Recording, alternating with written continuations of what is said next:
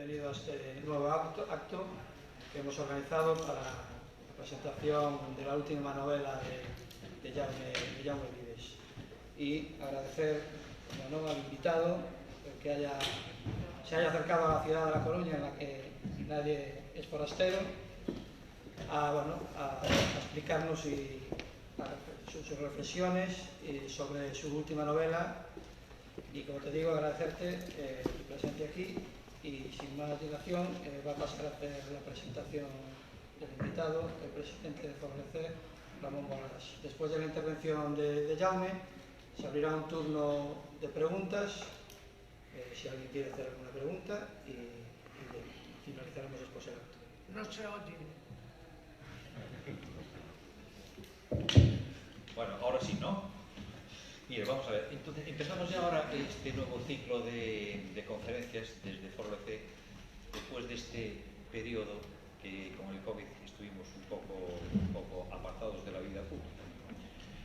Bueno, y aparte empezamos también en un local que es especialmente querido por nosotros, en este foro donde no hay censura, donde aquí podéis encontrar ponentes de todo el espectro, ¿no? Entonces hoy contamos con la presencia del joven Jaume Vives, ¿no? Bueno, este es el conocido como periodista de la barba larga y descuidada, aunque él a sí mismo se define como periodista a tiempo completo y escritor a tiempo parcial. Nació en el año 1992 en el seno de una familia católica, hace 29 años. Yo creo que eres millennial, ¿no? Los que ahora se conocen como millennials, no sé.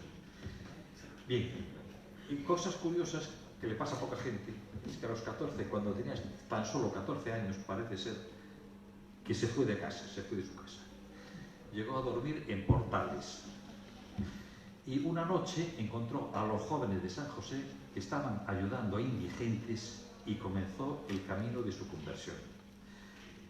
Tiempo después viajó a Medjugorje, donde después de varios años se confesó.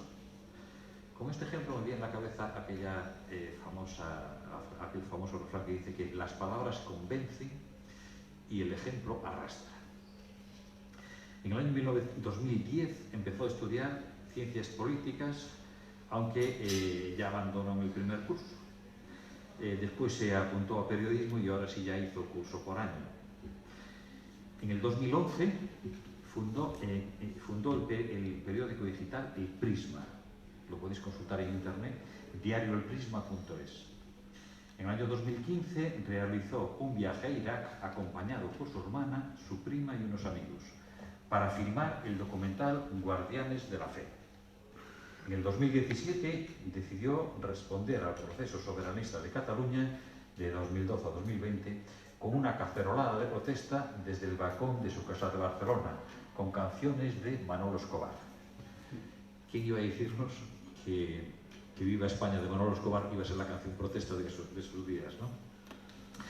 Y poco después apadrinó con el escritor Albert Boadella la plataforma Tabarnia, de la que es su portavoz. Escribe semanalmente en los periódicos Metrópoli Abierta, Actual, terminado en 2 L's, y El Debate. Es un activista nato en contraposición a los quietistas.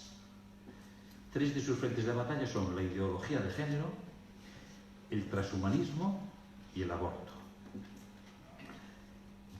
Libros publicados. Bueno, el primero me lo voy a omitir. Bueno. Bueno, Las putas comen en la mesa del rey, 2013. Pobres, pobres, 2014. Guardianes de la fe, 2015. Viaje al horror del Estado Islámico, 2015. Tabarnia, la pesadilla de los indepes, en 2018. Libro de humor y crítica social publicado en 2018 sobre el problema que supone en Cataluña el nacionalismo. Bien, ya Jaume, tan joven y ya con tantas cosas que hizo. Y es que ya lo decía su madre. Aprendió a correr antes que a caminar. Bien, pero bueno, aquí estamos para escuchar a Jaume, entonces, Jaume, cuando quieras. Claro, muchas gracias. ¿Se me oye bien? ¿Sí o no? ¿Se oye bien? Vale. Perfecto. Bueno, pues muchas gracias. Gracias por la invitación. la presentación. Voy a ser muy breve porque así podemos tener un debate, podemos hablar y tal. Os tengo que decir que he tenido una mañana un poco accidentada, entonces vengo pues bastante agotado, ¿vale? Porque me acoge mi prima, tengo la suerte de tener una familia muy grande, entonces ciudad a la que voy, pues ciudad a la que tengo algo de familia, ¿no? Y puedo hospedarme, y eso es un gran regalo. Pero yo he tenido la mala suerte de que mi prima, ella se levantó por la mañana, antes de ir a trabajar se ha duchado, todo correcto. Cuando me tocaba ducharme a mí, la caldera se ha jodido, ¿vale? Entonces aquí en La Coruña tenéis el agua más fría de toda España. Entonces he dicho que no funciona el agua, me ha dicho no, que sí que funciona, que vengas. Efectivamente, no funcionaba el agua, hemos cambiado la pila de la caldera, hemos intentado agarrar la caldera, no ha habido manera. Claro, he intentado ducharme con el agua fría que tenéis aquí en La Coruña, pero ha sido imposible, ¿no? O sea, os pido disculpas por si os llega algún olor al que no estáis acostumbrados. O sea, yo he ido muchos años de campamentos a Gredos, ¿no? En la sierra, y cuando nos bañábamos en el río yo recuerdo que te tirabas al agua y del frío del agua se te paraba el corazón, ¿no? El frío se te para como la respiración y luego ya te acostumbras, ¿no? Pero el frío que he tenido esta mañana cuando he intentado ducharme no lo había tenido nunca, ha sido horroroso, ¿vale? Me podía mojar un poco la cabeza. Entonces mi prima me quería calentar cazos de agua. Os cuento esto porque luego tampoco tengo mucho más que hablar. Entonces mi prima me ha querido calentar cazos de agua, porque yo me acuerdo cuando iba al pueblo teníamos agua fría, entonces mi madre nos calentaba cazos de agua y nos duchábamos con ollas de agua caliente por encima, ¿no? Pero he dicho que no, que yo soy un hombre. Pero el hombre al final no se ha podido duchar, ¿no? Y luego me he ido a dar un paseo, que va a ser un paseillo para que conozcan un poco La Coruña, y hemos empezado en un barrio que no sé cómo se llama el barrio. ¿Cómo? Los Castros. Estaban Los Castros, pues desde Los Castros me he ido caminando, entonces he ido hasta Hércules, que hay una torre, bueno, he dado una vuelta, he acabado exhausto, ¿no? 15 kilómetros, al final ya solo quería, ha sido como una etapa del Camino de Santiago en una mañana, ¿no? Entonces estoy exhausto, ¿vale? Pero vamos, que muy contento de estar aquí con vosotros, ¿no? Y de que hayáis pensado pues que un miércoles por la tarde el mejor plan es venir a escuchar a un churras como yo en vez de ir a haceros unas cervezas por ahí, ¿no? Yo estaría haciendo cerveza, vosotros estáis aquí, o sea que os doy las gracias. Entonces, como lo que vengo a presentar es una novela, claro, no puedo hablaros demasiado de la novela porque entonces os la voy a destripar y yo soy catalán, me interesa que la compréis, entonces solo puedo daros la información justa para que dentro pues tengáis un poco el gusanillo. Entonces, lo que voy a hacer un poco es contaros el porqué, ¿no? O sea, el porqué decido escribir la novela. Luego os contaré algunos de los temas que aparecen en la novela, ¿no? Porque es una novela de misterio, pero toca varios temas de actualidad, entonces pues hablo un poco de esos temas de actualidad. Y luego al final, pues como os decía, ¿no? Pues os voy a poner el gusanillo, ¿no? O sea, os voy a contar lo justo y necesario de la trama para que tengáis pues las ganas luego pues de comprarlo para saber un poco más, ¿vale? Entonces el cómo, el por qué esta novela, ¿no? O sea, lo primero de todo es que yo estoy incapacitado para escribir una novela, o sea, hay una cosa que es muy importante para ser feliz en esta vida y es asumir las propias limitaciones, ¿no? O sea, nos han educado en que querer es poder, ¿no? En que uno puede hacer lo que se proponga y eso es mentira, ¿no? O sea, uno puede hacer aquello para lo que es capaz, ¿no? Y entonces un buen camino para ser feliz es asumir que uno pues tiene limitaciones y hay cosas que no va a poder hacer. Entonces una limitación que tengo asumida es que pues mi cabeza da para algunas cosas, las justas para pasar el día, y esas cosas no son escribir una novela, ¿no? Yo sigo esto con conocimiento de causa, ¿no? O sea, hay un tema que es mi tema, es el tema que yo conozco bien desde 2013, que es el tema de los cristianos perseguidos. Estuve en 2014 en Líbano, luego en el 15 en Irak, en el 17 en Irak. Entonces conozco cientos de testimonios, de historias, o sea, lo conozco perfectamente, ¿no? Entonces hubo una vez, ¿no?, que intenté escribir una novela sobre ese tema, que es el tema que yo más domino, porque yo sé de pocas cosas, sé de 3 o 4 cosas, ¿no? Y sobre esas cosas pues son las que puedo hablar y el resto pues escuchar. Y intenté escribir una novela sobre esos temas, sobre el tema de los cristianos perseguidos, y fui incapaz, ¿no? Estuve ahí pues un mes trabajando, escribiendo y no pude, ¿no? Entonces, pues digo esto porque no es, o sea, esto no es una novela, primero de todo es una novelilla, ¿no? Y es una novelilla que es fruto de una inspiración, o sea, no es fruto de una voluntad de yo querer escribir, de yo tener un don para escribir, sino que a mí pues el Señor me ilumina en un momento de mi vida, durante una semana, además es un periodo súper corto, ¿no? Y sale esto, ¿no? Entonces cuando lo leáis veréis, joder, pues suerte, ¿no?, que el Señor le iluminó, ¿no? Porque si no lo hubiese iluminado, pues a saber lo que estaríamos leyendo, ¿no? Entonces, la historia de la novela empieza en una boda en Barcelona, se casaron unos amigos míos, y yo recuerdo que fue una boda muy bonita, fue una boda con una liturgia muy cuidada, fue una boda preciosa, ¿no? Y es una boda que a mí me hizo mucho bien. Me ayudó en muchas cosas, y en una de las cosas que me ayudó, que es la que hoy pues, nos interesa, es que me redescubrió el gusto por la lectura. Yo de pequeño leía muchísimo, pero por culpa de las pantallas, ¿no? Supongo que a vosotros os pasa algo parecido, por culpa de las pantallas abandoné por completo la lectura, ¿no? O sea, la sobreestimulación que me ofrece el teléfono móvil pues ha conseguido que me dé muchísima pereza coger un libro y leerlo, ¿no? Básicamente porque para leer un libro no hace falta pagar un peaje, ¿no? Tú empiezas a leer una novela, un libro de pensamiento, un ensayo, lo que sea, y entonces pues tienes 20 minutos, media hora, en los que te cuesta entrar, que se te hace difícil, ¿no? Y cuando ya ha pasado 20 minutos, ha pasado media hora, entonces ya entras en la lectura y empiezas a disfrutar de ese libro, ¿no? Claro, con la aparición del móvil, esos 20 minutos de peaje no los pagas. Tú entras en Twitter, tú entras donde sea, haces scroll, puedes leer cualquier mierda, cualquier novedad súper interesante que no sirve absolutamente de nada, ¿no? Y ya, pues ahí no pagas peaje y te entretienes, ¿no?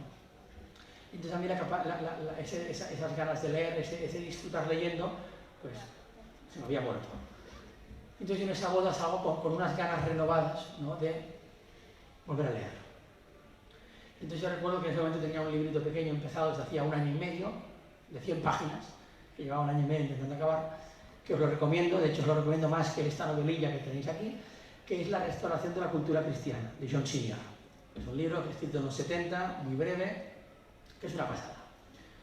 Entonces yo me empiezo a leer este libro, de hecho me inspiré un poco en ese libro porque es un libro árbol, ¿no? Es un libro que tú lo empiezas a leer y te empieza a recomendar otros libros, ¿no? Entonces de repente pues ese tronco se bifurca y tienes ahí 7 ramas y las ramas vuelven a bifurcar, ¿no?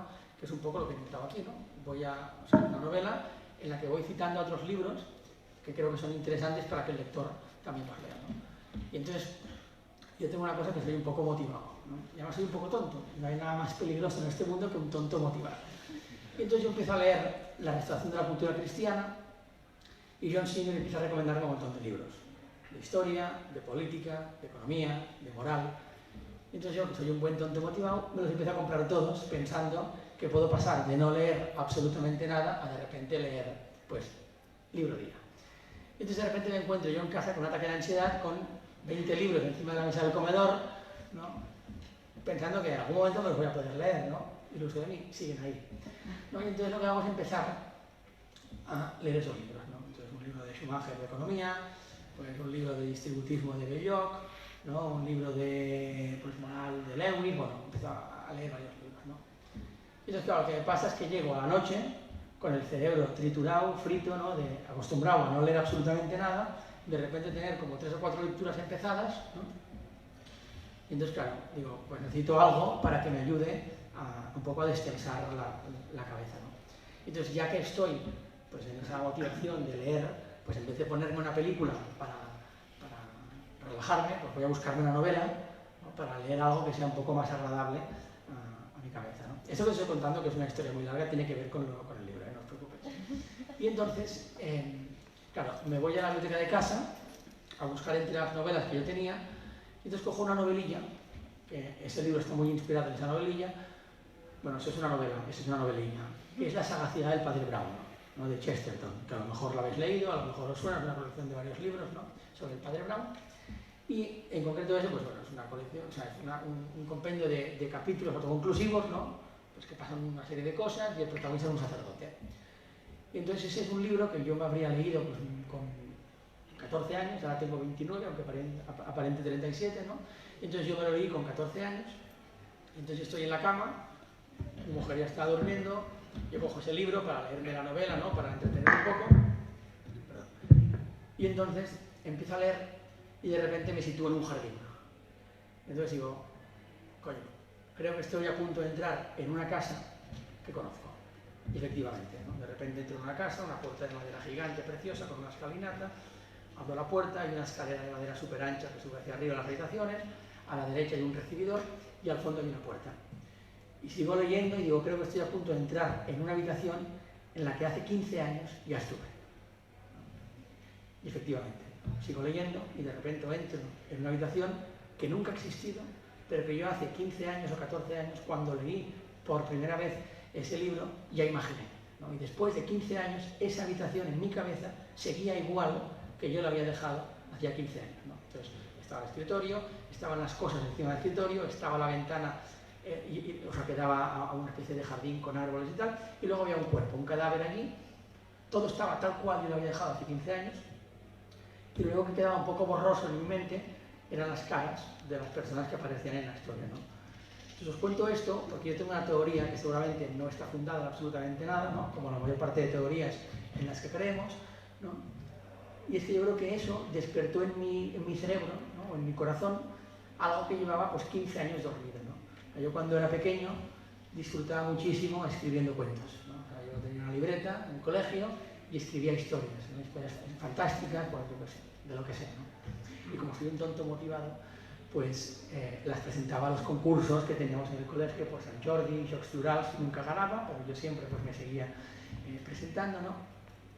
Entonces yo creo que eso como que me despertó, ¿no? ese deseo y ese gusto por enfrentarme a un papel en blanco y contar una historia. Y entonces pues en ese momento yo estaba ahí en la cama, tumbado, leyendo a Chesterton, cierro el libro y entonces digo, oye, yo quiero contar, o sea, quiero volver a imaginar una realidad que en cierto modo es ficción, pero en cierto modo es real también, ¿no? Y quiero volver a explicar, ¿no? Ese mundo paralelo que no siempre tiene que ser ficción, o sea, que también tiene algo de real. Y entonces cojo el móvil y empiezo a escribir en el bloc de notas del móvil, pues, una historia. Hasta que me entra el sueño, me quedo frito, me voy a dormir, y al día siguiente, por la tarde, dije, ayer escribí algo, voy a mirar qué escribí. Entonces me voy al móvil, cojo lo que escribí por la noche, lo paso al ordenador, lo paso a un Word, y descubro que eran 8 páginas de Word, que es una tontería, porque 8 páginas de Word no son un libro, pero no está mal, o sea, de unido, o sea, ya es una cantidad considerable, ¿no?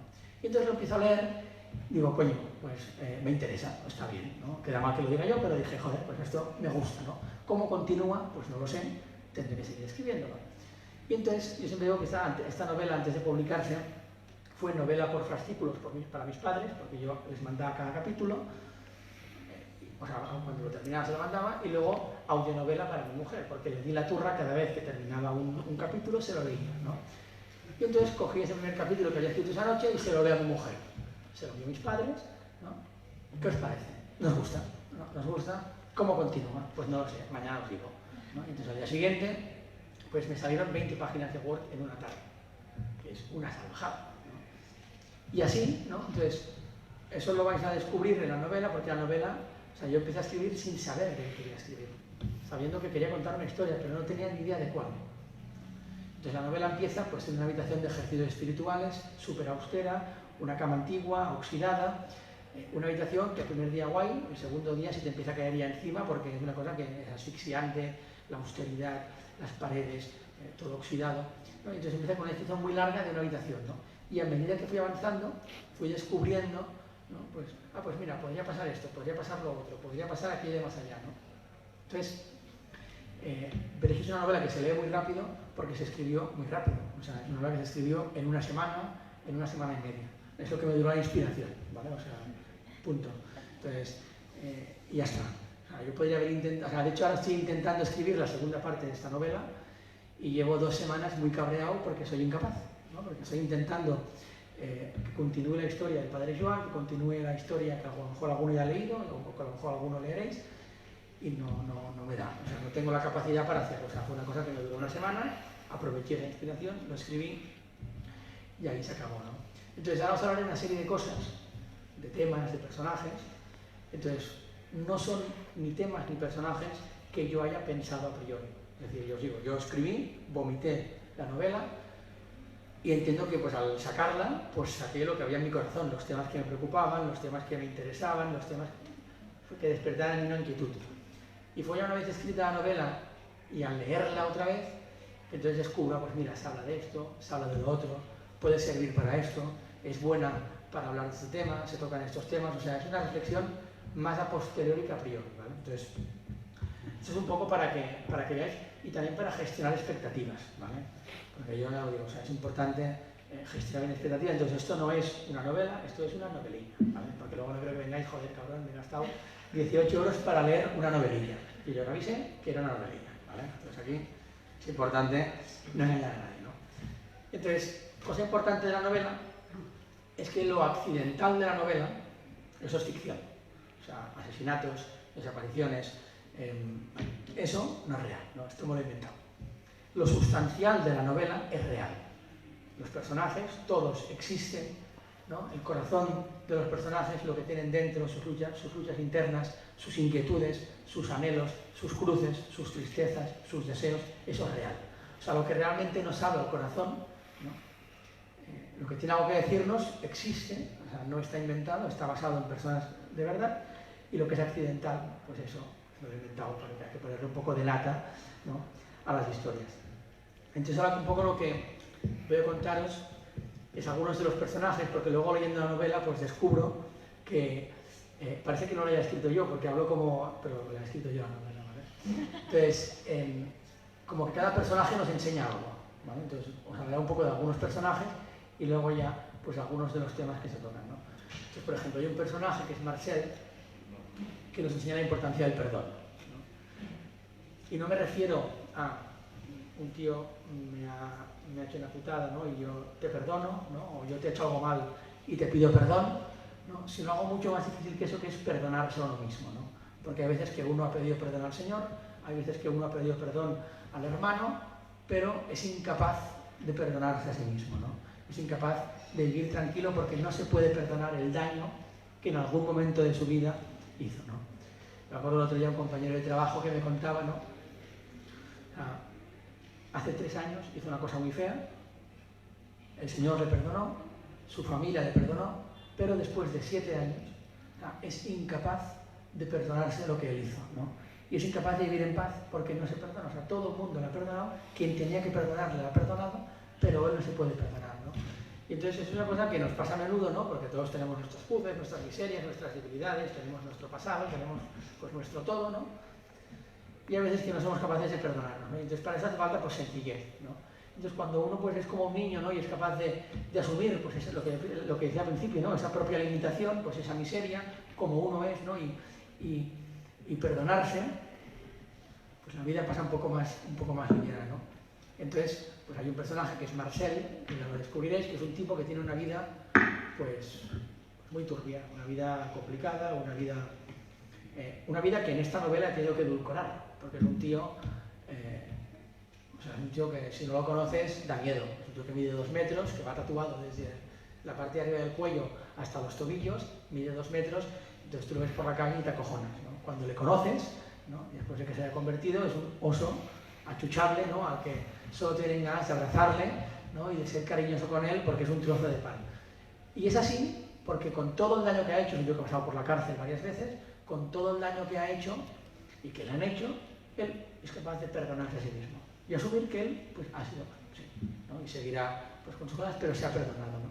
De hecho fue muy divertido porque esta Navidad quise organizar una cena en casa de mis padres. Yo ahora vivo en Madrid, mis padres viven en Barcelona y todos los protagonistas de la novela son de Barcelona, de una parte de Barcelona.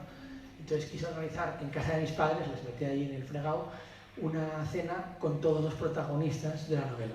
Entonces fue muy divertido porque me acuerdo que había además limitaciones de 6 personas o de 7, éramos 14 ahí en casa, y entonces estaban ahí pues todos, ¿no? O sea, toda la gente que aparece aquí estábamos en casa de mis padres cenando. Entonces era curioso porque teníamos a 2 expresidiarios, a un no sé cuántos, no sé, era una cena muy bizarra, una cosa muy rocambolesca, ¿no? Y yo recuerdo que fue una cena muy divertida, nos reímos mucho, fue muy bonita, pero algunos de los protagonistas se pusieron a contar cosas de su pasado, y como cuando uno va por la carretera, que de repente ve pues, un accidente o ve a un muerto, ¿no?, que todo se te regira y ya te quita el apetito y te deja ahí como al cuerpo, pues contaron algunas historias pues, que yo recuerdo que me regiraron, ¿no?, y me quitaron el apetito y tal, ¿no? Entonces, bueno, esas historias aquí muchas no las he contado, las digo para no escandalizar a los lectores, ¿no? Pero vamos, que es gente que, ¿no?, pues Marcel en concreto, ¿no?, a pesar de todo eso, pues él ha sido capaz de perdonarse, ¿no? Luego hay otro personaje que es Daniel, que también es otro protagonista de la novela, que nos enseña 2 cosas que hoy en día escasean muchísimo, ¿no?, y que el que las tiene un gran tesoro, ¿no?, que una es la humildad y la otra es la amistad, ¿no? O sea, vivimos en un mundo en el que no hay vínculos fuertes, no hay amigos. Tú tienes los amigos del colegio, sales del colegio, tienes los de la universidad y todo el mundo quiere quedar con los de la universidad porque ya no tiene otros amigos con los que quedar, y cuando sales de la universidad, ¿no?, poco a poco pierdes eso y te quedan los del trabajo, ¿no? Entonces a tope con los del trabajo, pero no hay vínculos fuertes que perduren en el tiempo, ¿no? O sea, hay muchos colegas con los que salir, con los que disfrutar, pero hay pocos amigos con los que aburrirse, con los que llorar, ¿no? Entonces, pues Daniel, con el protagonista de la novela, tiene una amistad de verdad, ¿no? Que cualquiera de nosotros, si podemos contar, pues, aunque sean 3 amigos de verdad, tenemos un tesoro, ¿no? Que la mayor parte de gente no tiene. Y luego otra cosa que nos enseña Daniel es la humildad, ¿no? Una humildad bien entendida, porque a veces pensamos que la humildad pues, es una cosa de tontitos, ¿no? De, bueno, yo nunca me quejo, tal, no sé cuántos, a mí todo me parece bien, ¿no? Y nunca protesto, y nunca levanto la voz. Y Daniel no es eso, ¿no? O sea, Daniel es un tipo, él es el acólito del protagonista de la novela, del padre Joan, es un tipo que cuando está en el altar tú no lo ves, ¿no? Es un tipo que desaparece, ¿no? Está allí pero no lo ves, siempre sabe cuál es su lugar, y eso es una cosa que también escasea mucho, ¿no? Saber cuál es tu lugar, ¿no? En cada momento, cuál es tu papel. Es un tipo que sabe cuándo tiene que hablar, es un tipo que sabe cuándo tiene que callar, que sabe cuándo tiene que tomar la iniciativa y cuándo sabe que tiene que seguir a otros, ¿no? Y esa humildad no está reñida con tener un fuerte carácter, ¿no? Es un tipo pues, que si le cabreas, y eso también es en la vida real, pues te suelta un guantazo, ¿no? Porque la humildad también es eso, también es corregir, ¿no? Entonces, pues ese es Daniel. Luego hay otra persona, que es María, que es la única protagonista de la novela que no es de Barcelona, que es de Madrid, ¿no? Es una señora mayor de 80 años, aunque para mí 80 años cada vez es menos mayor, porque yo ya me voy acercando, mis padres se van acercando, entonces ya a partir de 90 ya empieza a ser un poco mayor, ¿no? Porque mi abuelo con 96 ya era un joven, entonces a partir de 90 pues ya es una señora joven de 80 años, ¿no? Que está siempre allí. Yo trabajo cerca del CEU, es una señora que está ahí siempre en misa, ahí, con la señora que la cuida, ¿no? Además es una señora pues, muy especial, ¿no? Está de pie de rodillas sentada, con una agilidad que ya me gustaría tener a mí, que tengo una hernia, estoy cascadísimo, pues ya me gustaría a mí tener la agilidad de esa señora joven de 30 años, ¿no? Escribí la novela sin conocerla, luego me enteré que lleva 40 años yendo allí, antes iba con su marido se murió, ahora va con la señora que la cuida, ¿no? Y esa mujer, María, con la que nunca he hablado, por cierto, nos enseña la importancia de la oración, ¿no? Es un personaje que nos puede parecer en la novela y en la vida real que su papel no tiene ningún sentido, ¿no? Porque lo único que hace esa mujer es estar delante del Santísimo de rodillas rezando. De repente aparece, la parroquia de la novela es una parroquia realmente de periferias, llega gente rota por dentro, llega gente destrozada, y el sacerdote le encarga a María, oye, ha llegado Marcel, está hecho puré, necesito hablar con él, necesito que reces para que esa conversación que yo tendré con él dé fruto, ¿no? Y ese es su papel, ¿no? Nos puede parecer una chorrada, la digo en la novela y en la vida real, porque hemos dejado de creer en el poder de la oración los propios católicos, ¿no? Y es una cosa muy bonita, ¿no? La de pues los hermanos, ¿no? En la fe, ¿no? En la misma parroquia, en la comunidad, ¿no? Pues sostenernos a través de la oración. Y ese es el papel de María. El papel de María es rezar por sus hermanos a los que no conoce, ¿no? Pero ella, ¿no? Y dudo que en la parroquia, de esa novela, ¿no? Y de la realidad, haya alguien que haga más por esas personas que llegan rotas, ¿no? Que María.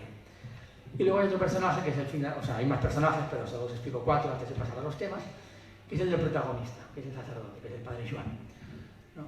Pues el padre Joan nos enseña muchas cosas, es un sacerdote de la antigua usanza, es un sacerdote pues de esos que arrastran, un tipo auténtico, ¿no? Un tipo que, porque lo que arrastra no es ni la tibieza, ni el quedar bien, ni el ser súper simpático, ni el bailar genial, ¿no? Lo que arrastra es la radicalidad y es la autenticidad, ¿no? Entonces un sacerdote así, y que si algo tuviera que definirle, ¿no? Es la palabra fidelidad. Me acuerdo otro día un compañero de trabajo que me explicaba, ¿no? Y me gustó mucho, ¿no? la explicación. Me decía que hoy en día se habla mucho de coherencia, ¿no? En contraposición a la fidelidad. Entonces, al final, la coherencia solo te necesita a ti, ¿no? Es decir, tú eres coherente con lo que tú piensas, tú eres coherente con lo que crees, tú eres coherente contigo mismo, ¿no? En cambio, la fidelidad te trasciende, ¿no? O sea, la fidelidad implica a otro, ¿no? Entonces, tú eres fiel con el Señor, tú eres fiel a tu mujer, tú eres fiel a tu familia, ¿no? Entonces, pues hay que hablar más de fidelidad y menos de coherencia, ¿no? Y el padre Joan es un hombre fiel, o sea, es un hombre que, pues en su vida, ¿no? Pues vienen muchas tempestades, le dan muchísimas tortas, hay muchas causas y muchos momentos en los que él podría renunciar porque tendría toda la razón del mundo y tendría todos los motivos y toda la justificación del mundo y se mantiene fiel, ¿no? Entonces, bueno, pues eso. Y entonces ahora voy a pasar a pues una serie de temas, porque ya os digo, como no puedo hablar de la trama, pues una serie de temas que aparecen en la novela muy por encima. O sea, es una novela de misterio, no es una novela de pensamiento, pero aparecen temas que desarrollo sobre temas de actualidad, ¿no? Temas que a mí me interesaban y que entendí pues, que de modo natural cuando la escribí fueron saliendo, ¿no? Por ejemplo, un tema que aparece en la novela es el tema de la relación del hombre moderno con los animales. O sea, el sacerdote protagonista de la novela tiene un perro y eso da pie a hablar, ¿no?, de cómo nosotros nos relacionamos con las bestias, ¿no? O sea, el sacerdote, el padre Joan, trata a su perro como un perro, ¿no?, en contraposición pues, al resto de gente que trata a sus perros como si fueran bebés, ¿no? Y entonces, y aquí lo que deberíamos saber, ¿no?, es que el modo más digno de tratar a un perro es tratarlo como lo que es, ¿no?, que es como un perro, ¿no? De hecho, es muy triste, ¿no?, pero es así, ¿no? O sea, nuestra generación, no sé la de mis padres, pero yo lo veo en la mía, ¿no?, prefiere juntarse con su noviete y recoger cacas de perro que cambiar pañales de un bebé, ¿no? Y esto, desde hace nada, sale otro día en las noticias, es una realidad, ¿no?, que en España ya hay más en las casas, ya hay más mascotas que hijos. Es decir, que oficialmente ya somos subnormales en las casas, ¿no? O sea, esa es la realidad, ¿no? Entonces nos parece un triunfo, pero la realidad es que cuando tengamos 70 años o 80 años, el perro ni siquiera nos va a pagar la residencia, ¿no? O sea, esa es la realidad, ¿no? Entonces, bueno, pues en la novela, pues como sacerdote de un perro, pues da pie a hablar, pues, ¿no?, de muchas de esas cosas, ¿no?, de cómo nos relacionamos pues, ¿no?, pues con las mascotas, con las bestias, con los animales, ¿no? Luego, otro tema que aparece bastante en la novela es el tema de la libertad.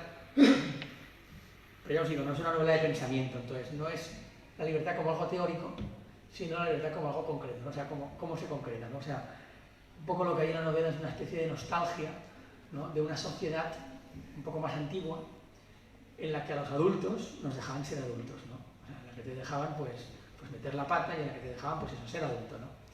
Y eso, esa crítica o esa defensa de una sociedad no hipernormativizada en la que todo está prohibido o todo está obligado, ¿no?, se concreta en un bar, ¿no?, que es un bar que existe, que no os diré dónde está, porque no me interesa que se conozca demasiado, porque si no lo cerrarían, ¿vale?, que está en Barcelona, muy cerca de mi casa, que es un bar súper cutre, es un bar que tú desde que entras hasta que llegas a la barra pueden pasar 20 minutos porque los pies se te enganchan en el suelo de la mierda que hay en el suelo. Es un bar que huele a tabaco porque se fuma dentro, es un bar que huele a frito, o sea, sabes que saldrás oliendo mal, es un bar que de vez en cuando puedes ver una cucaracha corriendo por la barra, es un bar en el que es mejor no pedir comida, solo pide pues, una cerveza que te la abran delante tuyo, o un vino, pero no comas. Es un bar que no pasaría ninguna inspección de sanidad, ¿no? Pero es un bar en el que tú entras y estás muy a gusto, ¿no? Y a mí hace 20 años, ¿no?, me dicen que la libertad tolería tan mal y me costaría de creer, ¿no? Pues así, ¿no? La libertad pues huele a tabaco o huele a fritanga, ¿no? O sea, porque a mí es un tema que puede pareceros una chorrada, pero es un tema que siempre me ha cabreado mucho, ¿no? El hecho de, yo tengo un dinero, yo me la juego, yo arriesgo mi capital, arriesgo mi tiempo, monto un bar y quiero que en mi bar mis clientes puedan fumar tranquilamente. Y de repente llegan y me dicen, no, en tu bar no pueden fumar los clientes tranquilamente. Entonces, pues ese bar es un bar que durante la pandemia no hubo pandemia, ahí nos reuníamos clandestinamente y estábamos pues súper a gusto y súper bien. Es un bar que no tiene horarios tampoco, ¿no? Si hay que cerrar a las 2, pues algún día cerrará a las 2, otro a las 4, o sea, es un bar que vive al margen, ¿no? Y entonces ese es un bar en el que los policías de la novela se reúnen y en ese bar pues intentan, ¿no?, descubrir qué es lo que está pasando alrededor del sacerdote, todo lo que está pasando en el puente de Valcárcel, etc. O sea, es como el lugar escogido, ¿no?, que es un lugar real, ¿no?, que ojalá pues hubiese más lugares como ese bar, ¿no? Entonces, bueno, pues es una crítica, ¿no?, pues a esa sociedad hipernormativizada en que tenemos que pedir permiso para todo, ¿no?, hay normas para todo. Luego otro tema que también aparece en la novela es el tema de la familia. O sea, estamos acostumbrados a consumir un montón de productos culturales, ya sea pues, audiovisuales, HBO, Netflix, tal, novelas, ¿no?, hay un montón de novelas, tal, en el que aparecen un montón de familias, cada cual más rara que la anterior, y la única que no aparece, y si aparece, aparece denostada, la familia natural, ¿no? O sea, cuando aparece la familia natural, la familia normal, pues el padre es un hijo de puta, a que nadie quiere parecerse, o es un padre ausente, la madre carga con todo porque el otro es un cabrón, o sea, es una familia que nadie querría, ¿no?, naturalmente para él, ¿no? Y entonces, pues en la novela aparece una familia normal y corriente, ¿no?, que tiene un papel importante en la novela, que normal no quiere decir perfecta, ¿no? Porque no existe la familia perfecta, ¿no? Yo me acuerdo de un sacerdote que me contaba una cosa que me hacía mucha gracia, ¿no? Que es el sacerdocio es como una cruz, ¿no? Que está como llena de espinas y cuando la abrazas de repente descubres que las espinas están como acolchadas, ¿no? Como que son gustosas, ¿no? En cambio el matrimonio es como una cruz llena de algodón rosa, ¿no? Y cuando la abrazas te pinchas, ¿no? Y las espinas por debajo. Bueno, pues la familia perfecta no existe, ¿no? Entonces, bueno, pues en la novela aparece una familia normal, ¿no? Una familia, pues eso, ¿no? Pues con sus cruces, con sus cosas, pero que tiene un papel importante de la familia, ¿no? Además, la familia que aparece en la novela es una familia de pequeños propietarios que tiene un colmado. En Barcelona era muy típico, ahora ya, pues con todo el mundo en el que vivimos, ¿no? Que se ha cargado la pequeña propiedad, pues ya cada vez quedan menos, ¿no? Pero en Barcelona hay un montón de pequeños colmados, de familias, pequeños propietarios que vendían básicos de limpieza, de alimentación y tal, ¿no? Entonces, pues los padres del sacerdote, que es la familia de la que os hablo, pues son pequeños propietarios de un colmado de Barcelona. Entonces, eso da pie pues, a hablar de la libertad económica, del comercio, de los pequeños propietarios. Entonces, allí aprovecho para colar a Belloc, entonces varios libros de Belloc, el Estado servil, la restauración de la propiedad, bueno, pues varios temas, ¿no? Que tienen que ver también con cómo se relaciona el hombre moderno con el trabajo, con el dinero, ¿no? Yo creo que está como todo un poco... Luego, otro tema que aparece en la novela es el tema de la opinión pública y la opinión publicada, ¿no? Nos hemos acostumbrado a que los medios de comunicación se convierten en tribunales, ¿no? Entonces, antes de que haya una sentencia, ¿no? Pues ya deciden quién es culpable, quién es inocente, ¿no? Y eres sentenciado, eres juzgado, y luego a lo mejor pues un juez te absuelve, resulta que eres inocente, pero ya da igual, tú ya has sido condenado por los medios y has muerto, ¿no? O sea, un caso muy evidente de esto, que no solo fue por los medios, también fue por la justicia, es el caso del cardenal Pell, ¿no? Que fue condenado a cárcel, estuvo en la cárcel, luego resultó que era inocente, ¿no? Pero ya él ya ha muerto para el resto de sus días, pues ya ha muerto socialmente, ¿no? Y él ya es culpable para la sociedad. Entonces al padre Joan, pues eso también le va a pasar, ¿no? Habrá un momento en el que tendrá que decidir qué es lo que le pasa al padre Joan, nos pasa a nosotros cada día, entre Dios, ¿no? Y su reputación. O entre Dios y el quedar bien, o entre Dios y ser el friki de clase, o entre Dios y como muchísimo el trabajo, ¿no?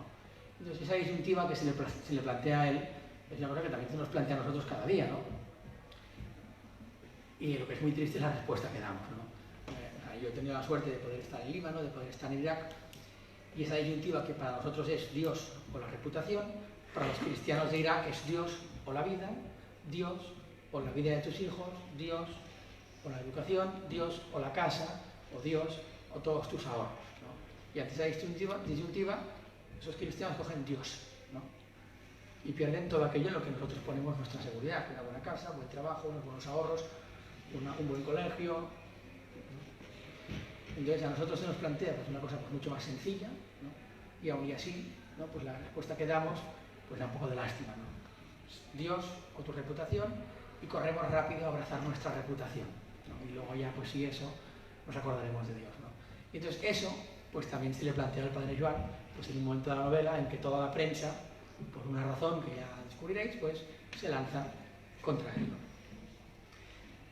Luego también otro tema que sale en la novela es el tema de la Iglesia, un poco pues de la situación de la Iglesia, de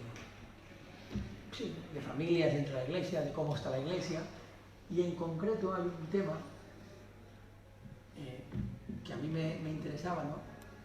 Que o sea, estamos con una época, ¿no? En la que se habla mucho pues, de tender puentes, de ser inclusivos, de ser tolerantes, de acoger, y sin embargo hay como una especie de cruzada contra todos aquellos a los que llamamos rigoristas, radicales, integristas, talibanes, ¿no? Es decir, hay espacio para todos, ¿no? Y hay un puente muy ancho para cualquiera, venga de donde venga, estupendo, ¿no? Pero luego para los que consideramos integristas, talibanes, radicales, para esos el puente se hace muy estrecho, ¿no?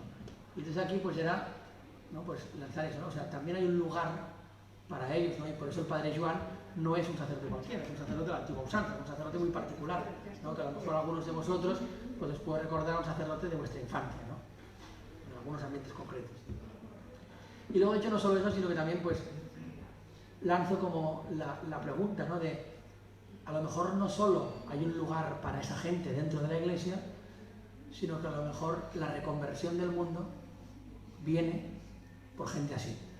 O sea, cuando uno echa la mirada atrás, ¿no?, y ve la historia de los grandes santos de la Iglesia, descubre que esos grandes santos de la Iglesia se parecen mucho más a esos que llamamos radicales, integristas, talibanes, ¿no?, pues que a los que bailan en TikTok y son súper guays y a todo el mundo caen muy bien, ¿no? Entonces, pues también ahí, pues, reflexiones sobre eso. Ya estoy acabando, casi no os preocupéis, me queda un poco.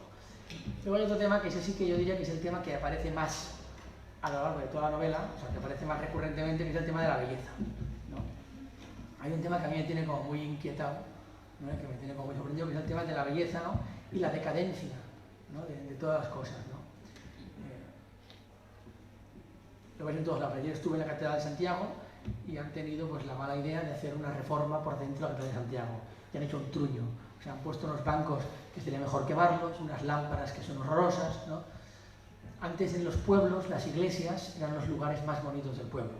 Ahora con un poco de suerte no son el más feo, ¿vale? O sea, son cajas de zapatos, ¿no? Antes tú entrabas en la iglesia, cuando entrabas te invitaba a mirar hacia el cielo, ¿no?, hacia el motivo por el que habían sido construidas. Entonces entras a una iglesia, intentas, pues, y te invita, pues, pues, vas un poco ahí escondido a ver tal, para intentar, pues, no perder la fe, ¿no? O sea, son sitios horrorosos. Y pasa con las iglesias, y pasa con los edificios municipales. Aquí está hoy en el ayuntamiento, en la plaza de María Pita, creo que se llama, que es una pasada de ayuntamiento, es una cosa preciosa. Os puedo asegurar que si ese ayuntamiento, por lo que sea, se derrumba y han de construir un nuevo ayuntamiento, construirán un cagarro arquitectónico de un tamaño sideral, ¿vale? Entonces, claro, yo veo eso, ya os digo, no solo en iglesias, sino también en edificios municipales. Entonces, claro, es un tema que me inquieta de cómo puede ser que hoy día, ¿no?, con la cantidad de dinero que tenemos, ¿no?, porque para construir esas cajas que veis, esas iglesias, que son cajas de zapatos, o esos ayuntamientos, o esos auditorios, hay presupuestos mucho más abultados que hace 100 años. Hay técnicas mucho más depuradas que hace 100 años, ¿no? ¿Cómo puede ser que hagamos cosas tan feas? O sea, cosas que sean desagradables, que no te inviten a mirar hacia arriba, ¿no? Entonces, claro, pensando sobre eso, tengo una teoría que puede ser equivocada, como la mayor parte de teorías, ¿no?, que es la soberbia, ¿no? O sea, al pensarnos que podemos ser más originales que los que nos han precedido.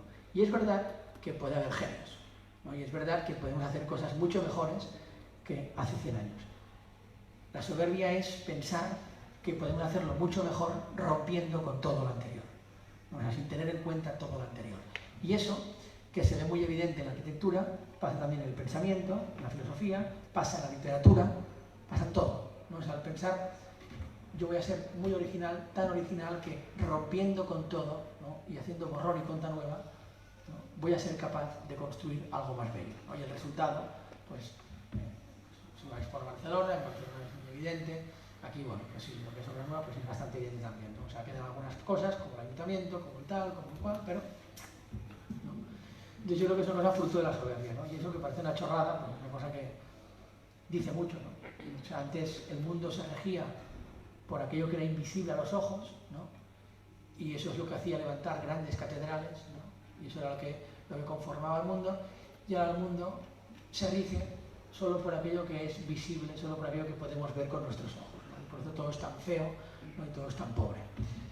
Y eso que pasa en los edificios también pasa en las cosas más pequeñitas, ¿no? O sea, ya pasa en la filosofía, pasa en la literatura y también pasa, pues, en las cosas más pequeñitas, ¿no? Por ejemplo, en lo urbano, ¿no? En Barcelona, no sé si aquí tenéis, no me he fijado, en Barcelona tenemos unas pilonas, no sé cómo se llama, una especie de como de palos rígidos que están en las aceras, ¿no?, por si un coche va conduciendo y de repente se despista, pues que si se sube a la acera, que no embista al peatón sin querer, ¿no? Entonces en Barcelona teníamos unas pilonas que eran, bueno, una cosa así robusta, ¿no?, maciza, que cumplía su función, con una especie de senéfano, como de relieve muy bonito. Luego por arriba había un pan de oro, ¿no?, que lo embellecía. Luego además estaban a una altura que era como la altura de las rodillas y estaban separadas a una distancia que permitía que los niños pudieran incluso, o sea, no solo cumplir su función de protegerse de los coches, sino que encima los niños podían saltar de una a otra y jugar. Era una cosa como bella, ¿no? O sea, ni siquiera eso se mantiene, ¿no? O sea, eso ha desaparecido, ya no existe. Ahora hay una especie de pilonas que son estrechas, ya no son robustas, ya no tienen un relieve, son lisas, ya no son de un color, del color del material que las formaba, sino que es un color robótico, ya no hay un pan de oro, hay una especie de, como de cinta fluorescente, ya ni siquiera los niños pueden jugar porque es una cosa estrecha, alta, si no vigilas te pueden dejar estéril porque están puestas a una altura que está pues, puesta a traición. O sea, incluso en esos pequeños detalles, ¿no? Pues eso como esas pilonas, y hablo de las pilonas porque aparecen en la novela y porque juegan un papel importante en la novela, ¿no? Pero también con los bancos, con todo, ¿no? O sea, hay como yo creo que fruto de la soberbia, esa es mi teoría, ¿no? Pues todo ha ido como a más feo, ¿no? Luego otro tema que aparece también en la novela es el tema de los ritos y los signos. Estamos acostumbrados a participar en un montón de ritos y signos, ¿no? Y muchas veces sin saber, ¿no? Pues cuál es el sentido de esos ritos, de esos signos, ¿no? O el por qué, ¿no? Entonces ya os digo, yo escribí esta novela, que me estaba viendo un montón de libros ahí, pues, el típico tonto motivado, ¿no? Que se piensa que va a poder terminarlo. Y entonces, pues, en esos libros salían cosas, ¿no? Y aproveché también, pues, para meterlos aquí, ¿no? Por ejemplo, una cosa súper interesante es la historia que hay detrás de las campanas. O sea, hay una teología espectacular detrás de las campanas de las iglesias. Es súper interesante, ¿no? Es una cosa... ¿no? Luego, pues yo qué sé, pues las velas, la cera de las velas, yo qué sé, pues, o por ejemplo la comida, ¿no? O sea, ahora estamos acostumbrados a comer rápido, de pie, fast food, no nos gusta cocinar, ¿no? No queremos cocinar, nos parece una pérdida de tiempo,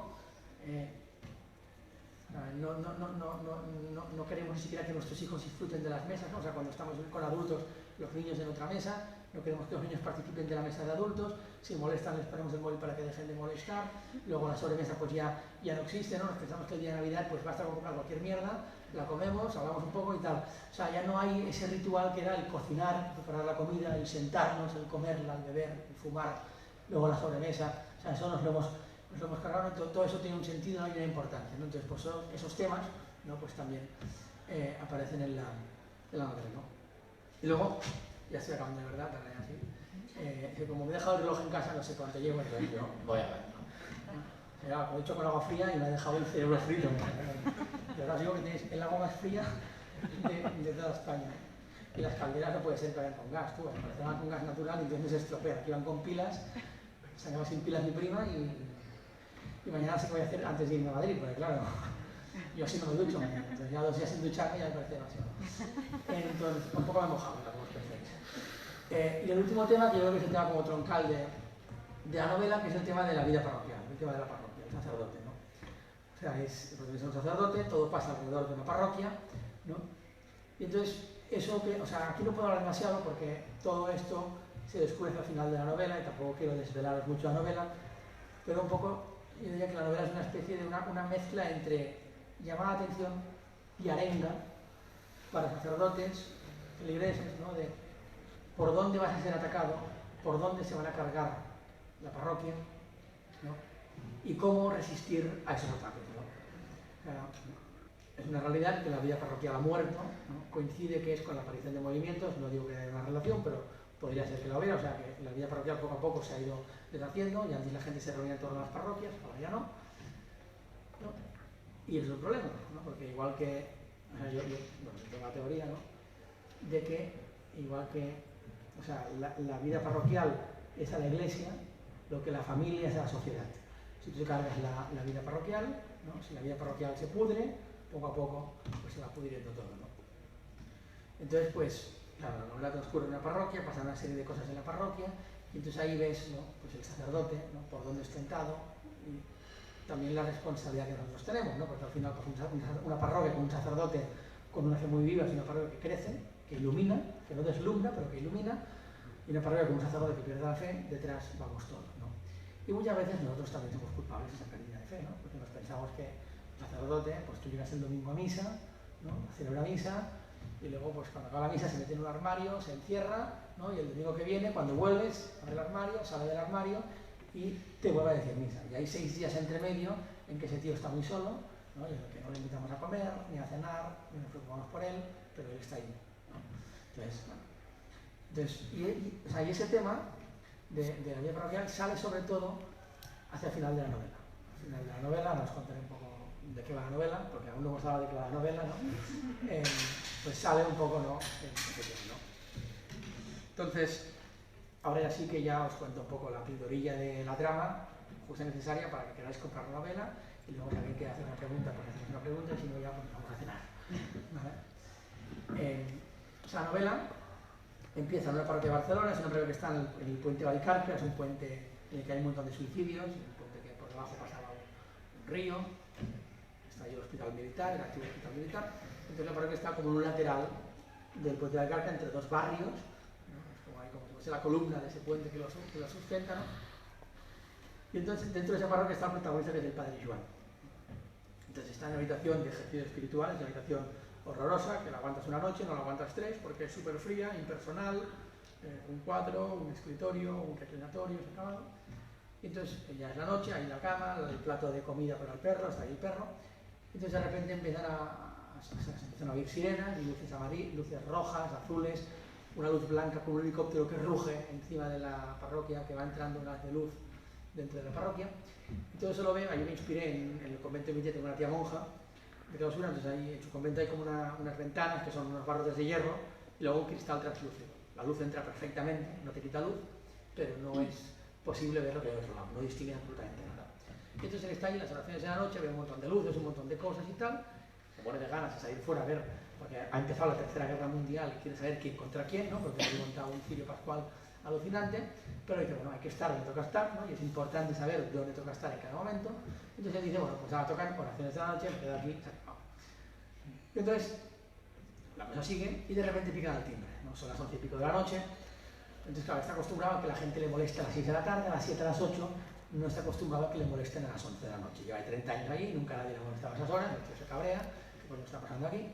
Y entonces es una parroquia que es de las feas, ¿vale? Es una parroquia que es una caja de zapatos con una cruz de hierro, que hay que demolerla, es horrorosa esa parroquia. Entonces los pasillos son súper fríos, súper anchos, sin cuadros. Entonces el timbre, pues os podéis imaginar, resuena por todos lados, como si fuese una sirena de guerra, él se sobresalta, el perro se sobresalta, sale de su habitación y se va caminando por los pasillos, sale de la parroquia, hay una escalinata, la puerta de la parroquia, y se encuentra fuera de la parroquia un policía muerto de miedo, pálido, sudando, acojonado, ¿no? Con una cosa en la mano.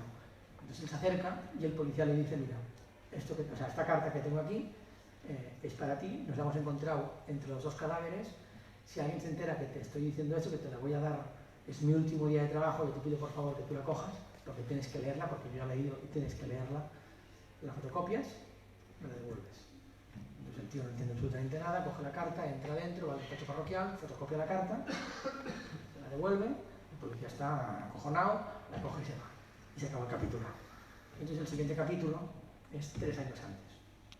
2 años antes, 1 año antes. Entonces la novela es ir avanzando, ¿no? hacer un retroceso después de la carta, ir avanzando hasta el final, que es lo que da sentido a todo, que culminas con la lectura de esa carta, que es la que te hace entender pues, una serie de cosas. Pero ya no os puedo decir más porque si no, no la vais a contar. Y ya está. Y ahora si preguntas o cualquier cosa, pues conversamos.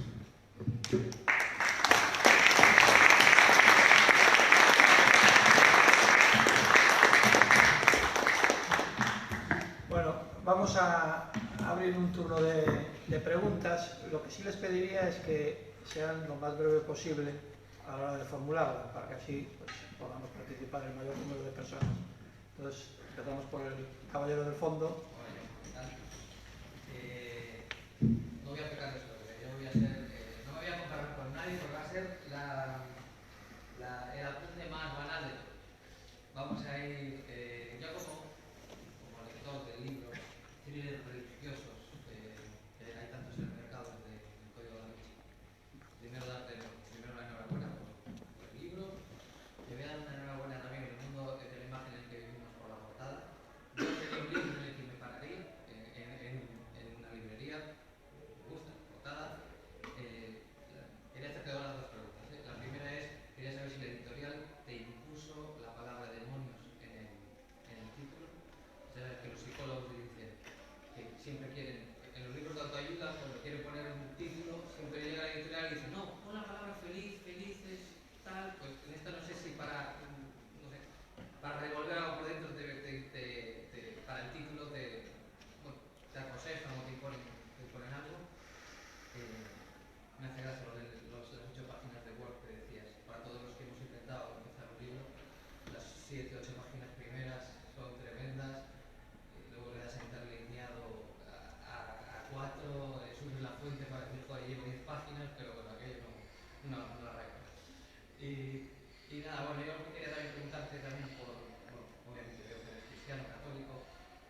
Se ha notado.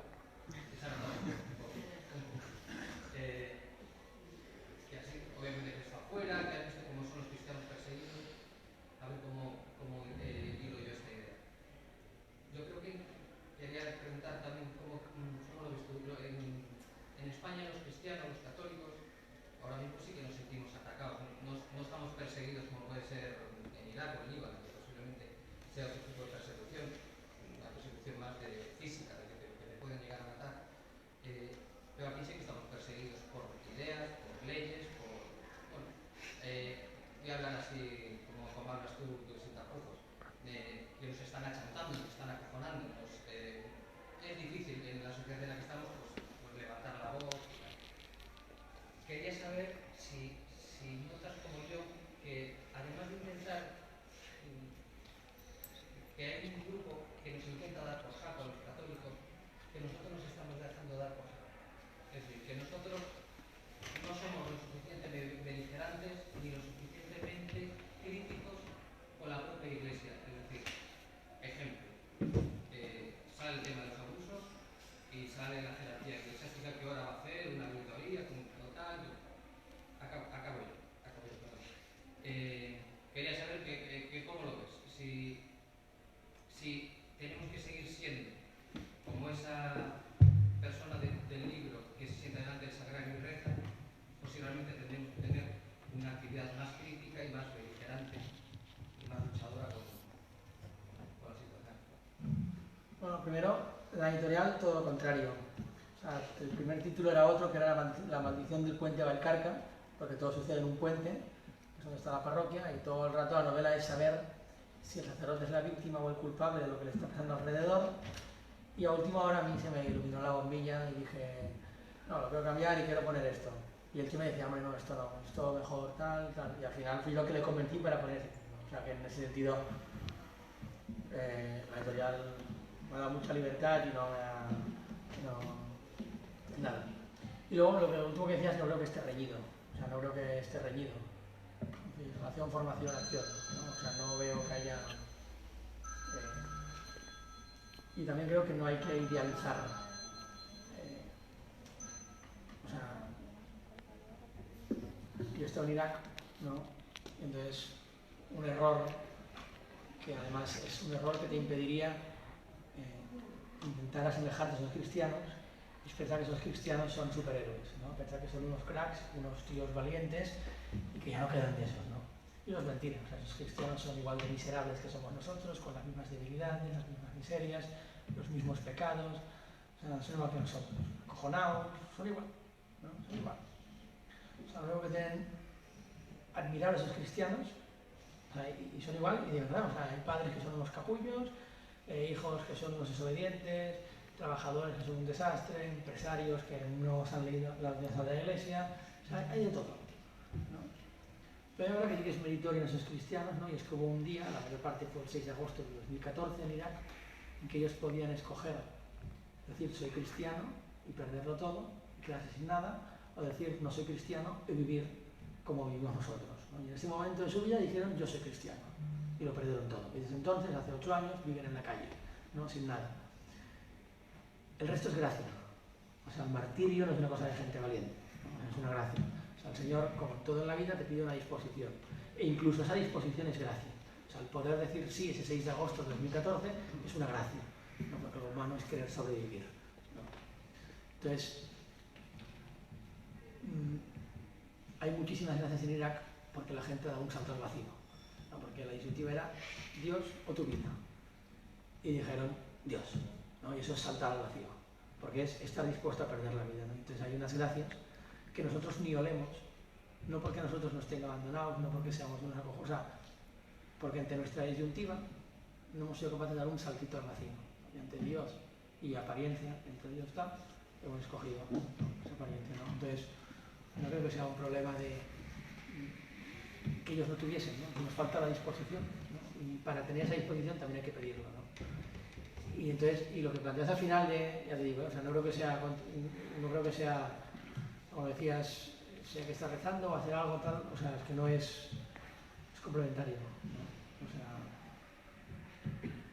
O sea, lo que no podemos hacer es hacer muchas cosas, ¿no? Porque el activismo por el activismo no sirve de nada, ¿no? La voluntad, ¿no? Si uno vive por su voluntad, se va a frustrar.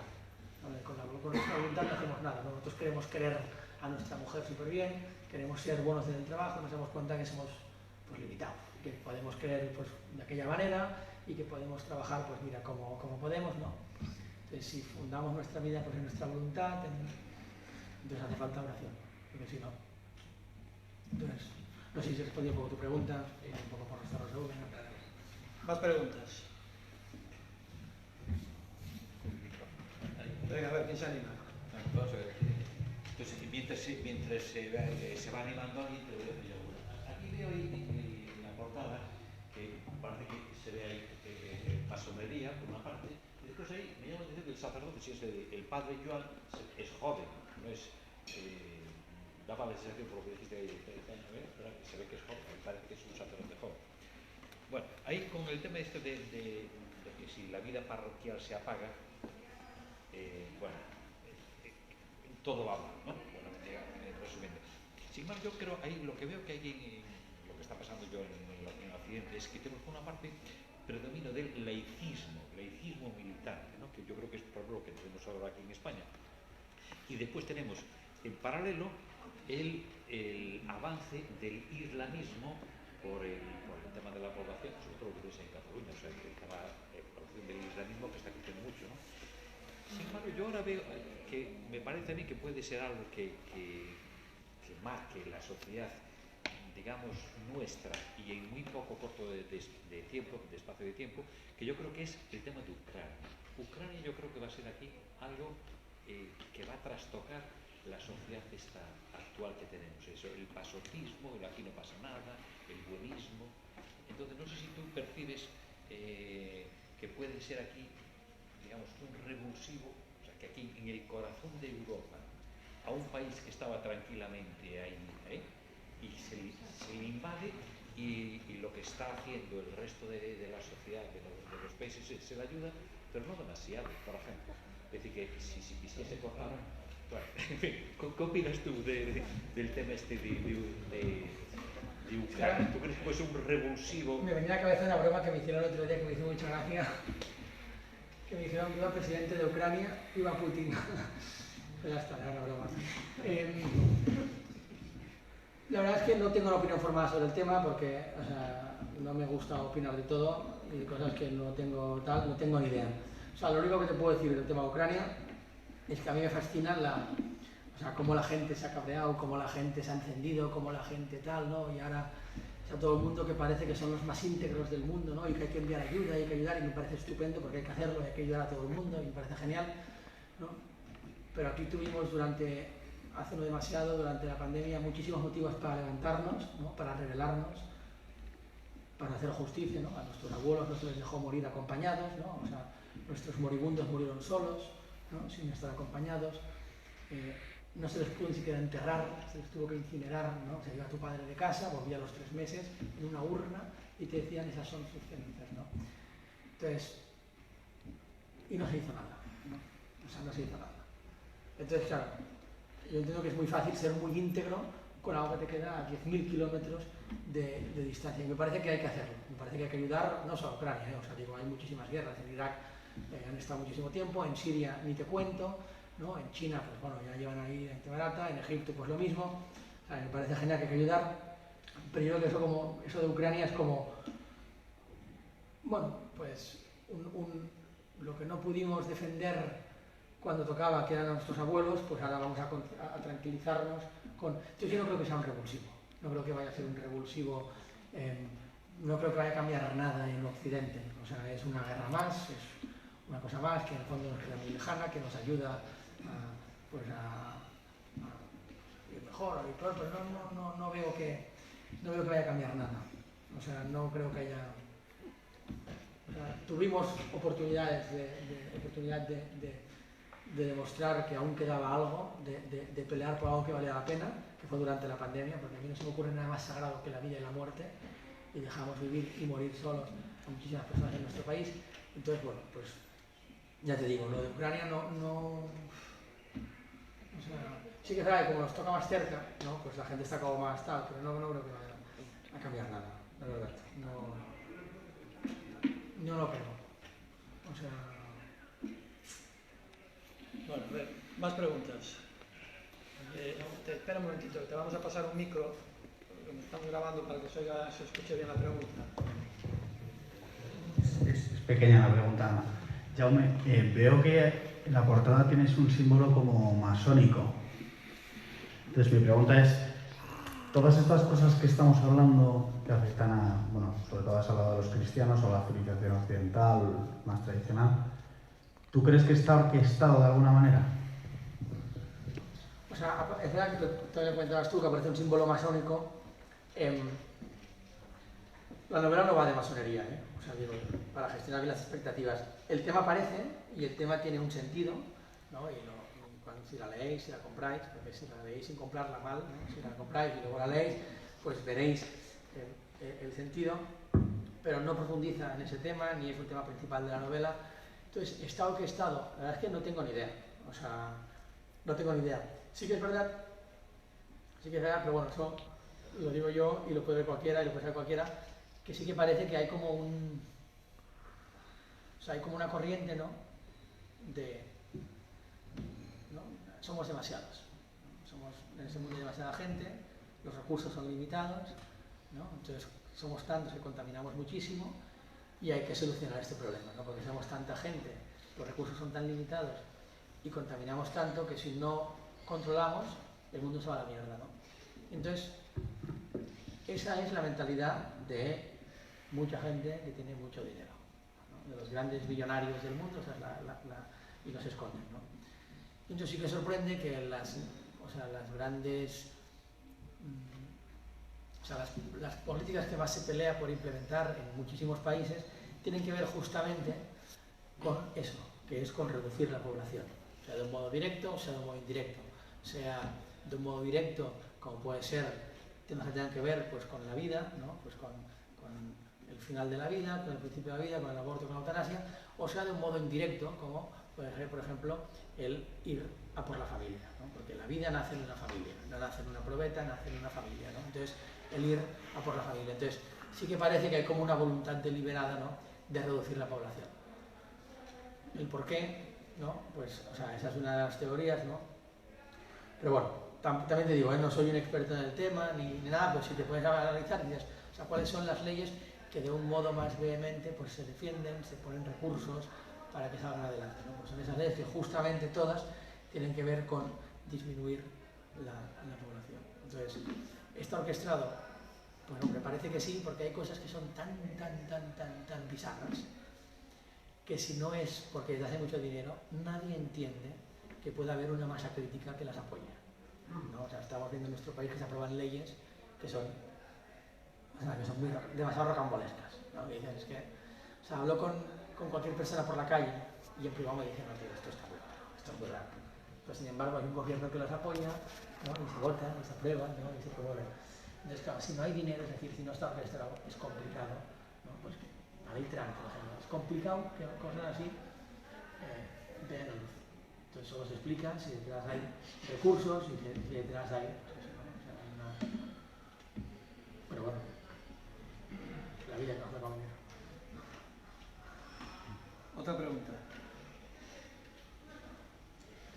Bueno, yo quiero recordarles que se puede adquirir el libro por el módico precio de 18 euros, ¿eh?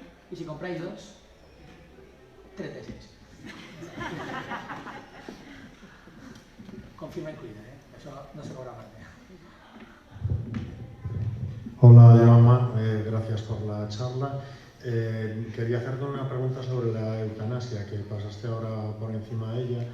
Ayer escuché un fragmento, aunque no pude acabar de escucharlo, de la charla que tuviste con Jano García, que teníais puntos de vista encontrados. Entonces, tú lo que alegabas era que según los paliativistas, teniendo unos buenos cuidados paliativos, la gente se aferra a la vida casi en la totalidad. Hablabas de un montón de casos y que solo 2 eran los que no querían seguir viviendo. Quería saber cuál es tu opinión al respecto de los que no quieren seguir viviendo. Gracias. O sea, primero, o sea, si me hablas desde el punto de vista legal, no le veo ningún sentido hacer una ley pensando en la excepción. O sea, por las excepciones entran, pues suelen entrar leyes bastante aberrantes, ¿no? Entonces, en una situación como la actual, ¿no? Plantear esa ley teniendo en cuenta pues, ese 1% que te dicen los expertos en la muerte, o sea, me parece una tremenda injusticia, sobre todo cuando no te has asegurado que los enfermos puedan tener esos cuidados, ¿no? Sabiendo que cuando no los tienen quieren morir. Entonces haces una ley para que puedan morir sin haberles intentado primero ayudar, sabiendo que entonces van a decir, pues sí, pegamos un disparo porque no quieren seguir sufriendo así, ¿no? Entonces eso primero me parece una crueldad, plantear la eutanasia en un momento como el actual. Y luego también me parece una crueldad plantearla en cualquier momento, ¿no? O sea, para esos dos, o sea, bueno, o sea, a mí si me viene un tío y me dice, oye, mira, me duele el brazo, o hoy tengo un mal día, quiero que me cortes una pierna, ¿no? Pues a mí lo que tú quieras me da completamente igual, ¿no? O sea, pero eso, claro, aquí el problema es que entendemos por libertad, ¿no? Porque claro, entendemos que, o sea, hemos comprado todos un concepto de libertad liberal, ¿no? Que es, pues, o sea, yo con mi libertad, mientras no te moleste a ti, ¿no? Pues puedo hacer lo que quiera, ¿no? Y eso no es la libertad, ¿no? Uno puede ser muy esclavo sin molestar absolutamente a nadie, ¿no? Y puede hacer mucho daño sin molestar absolutamente a nadie, ¿no? Entonces, pues con ese 2 pues haría lo mismo que haría si me viene mi madre y me dice mi vida es una mierda y estoy muy triste porque me ha pasado esto y te pediría por favor que acabes con ella. Pues yo lo que buscaría es a ver de qué modo hago que mi madre vea que su vida no es una mierda, de qué modo puedo acompañar a mi madre, de qué modo puedo hacer que ella vea que la gente la quiere y que su vida tiene un sentido, ¿no? Entonces, o sea, me parecería bien que ella quisiera tal, pero igual que si quisiera otra cosa tampoco se la daría, pues eso no se lo daría. Y no lo entiendo como una privación de la libertad individual y no sé cuánto, ¿no? O sea, libertad para qué, ¿no? O sea, la libertad no es un fin, es un absoluto. Otra. No sé si un poco... Sí. Bueno, ¿Una pregunta más? Hay tiempo. Mientras se piensan alguna más, te hago yo. Has hecho referencias ahora mismo a lo que es la Iglesia, ¿no? Y una reflexión sobre el papel de la Iglesia actual. A mí me gustaría, ¿cómo ves ese papel de la Iglesia ahora mismo ante bueno, lo que estamos viendo, ¿no? Toda esta legislación, bueno, la cultura de la muerte y toda una serie de leyes ideológicas que lo que está atentando principalmente, pues como decías antes, contra la institución de la familia natural propiamente dicha. ¿Qué piensas de la respuesta que está dando la Conferencia Episcopal hacia toda esta deriva que estamos viendo? Porque parece que los católicos españoles somos, bueno, pues meros espectadores de todo lo que nos están imponiendo. ¿Cómo analizas tú, cómo ves la reacción de la sociedad cristiana, católica, y sobre todo de nuestros dirigentes de la Conferencia Episcopal? Bueno, ahí voy a ser muy diplomático, no solo serlo, pero hay veces que hay que ser diplomático, ¿no? Entonces, bueno, pues hay cosas que se hacen bien y hay cosas que se hacen mal, ¿no? O sea, la Iglesia es muy amplia, ¿no? Pues, yo pregunto qué hago yo, ¿no? O sea, qué hago yo para responder a eso, ¿no? Pues hago cosas que están bien, hago cosas que están mal. Yo entiendo que haya, porque ya entiendo por dónde va tu pregunta y ya veo por dónde va, entonces yo entiendo que haya pues, una situación así, pues bueno, pues de frustración, ¿no? O de cabreo con algunas cosas, con algunas personas.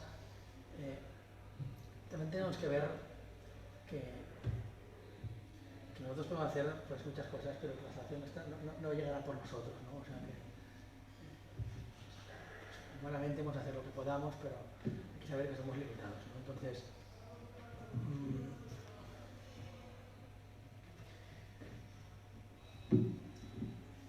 iba a decir algo, pero me he olvidado. Entonces, cuando voy a decir algo me olvido, entonces hago ver qué pienso.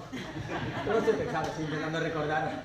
Estás siendo diplomático. No, que va, estoy haciendo el ridículo. Estoy intentando recordar que es lo que he olvidado, ¿no? Pero, sí, no sé, o sea... ¿Pero tú crees que la respuesta que se está dando? Mira, perdón, te interrumpo porque ya sé lo que iba a decir. O sea, el problema que además lo dije también ayer en Santiago, o sea, el problema que tenemos, o sea, hay cosas que se hacen bien, pero sería ingenuo, ¿no?, pensar que todo se hace bien. Hay muchas cosas que se hacen mal y esto es normal que uno se cabree. Uno ve cosas, ¿no?, y uno ve pues cesiones al mundo que le ponen de mal humor y que le cabrean, y es normal, ¿no? Y hoy en día pues hay un afán por agradar al mundo, no se sabe por qué, ¿no? Pues supongo que por el afán de querer hacerse perdonar, ser católicos, ¿no? Pues querer agradar al mundo. Pero creo que el principal problema, o sea, eso es un problema, pero un problema que tenemos acusado, en concreto en España, es una falta de referentes, ¿no? O sea, uno para ir a la guerra necesita un general que vaya primero a morir por él, ¿no? Y ver que el rey es el primero en ir a la batalla y que hay una bandera bajo la que ponerse, ¿no? Y que ese rey está dispuesto a morir por esa causa. Y en España no tenemos eso, no lo tenemos. De hecho, ya lo decía, o sea, a mí solo se me ocurre un general en toda España, una persona, ¿no? La que digo, bajo tu bandera. Parece un tema, ¿no? O sea, estamos muy perdidos, estamos muy confundidos, no sabemos cómo interpretar la realidad, no sabemos cómo entender la actualidad, no sabemos cómo mirar lo que pasa, ¿no? Y a mí solo se me ocurre un nombre de una persona que, pues yo qué sé, pues hay una guerra en Ucrania, ¿no? Pues, y yo ante eso, ¿qué tengo que hacer? La reforma laboral, ¿no? Y cuál es la mirada sobre eso, ¿no? O sea, que me enseña a mí la DSI sobre eso, ¿no? Claro, ante esa falta, o sea, lo normal es que no haya... Pero ahí también nos tenemos que preguntar, ¿no? A lo mejor, o sea, ¿por qué esa falta de generales? Entonces es verdad que lo fácil, ¿no? Es, oye, en la jerarquía no hay generales, ¿no? Pero tampoco los hay, ¿no? Tampoco nosotros somos generales, ¿no? Es decir, y a lo mejor no los hay en la jerarquía porque nosotros no estamos donde tenemos que estar, ¿no? O sea, a lo mejor si nosotros estuviésemos donde tenemos que estar, pues es lo que decía antes, ¿no? El sacerdote de la parroquia estaría donde tiene que estar, ¿no? Entonces, pero falta la valentía, tú eres un tipo valiente. No, pero no. Con tu trayectoria y a lo mejor es que estamos... Pero no creo que sea una cosa, de verdad que no creo que sea una cosa de valentía, porque repito, o sea, el caso de los cristianos de Irak no nos cagamos, o sea, no eran gente valiente. O sea, sí que hay que tener un punto de valentía, ¿eh? Y yo pues tengo orgullo por decir que en mi familia ha habido gente muy valiente, ¿no? Y no hablo de mí, o sea, hablo de tíos abuelos, y de tíos y de abuelos muy valientes, ¿no? Y que han hecho cosas que son muy admirables. Pero no es valentía lo que hace falta, ¿no? Porque no... O sea, lo que hizo que esos cristianos, porque lo nuestro nos parece muy importante, porque esos cristianos se jugaban la vida, ¿no? Y lo que hizo que esos cristianos estuvieran dispuestos a renunciar a todo por Cristo no fue su valentía. Porque eran tipos que vivían una vida como nosotros, cómoda, progresar.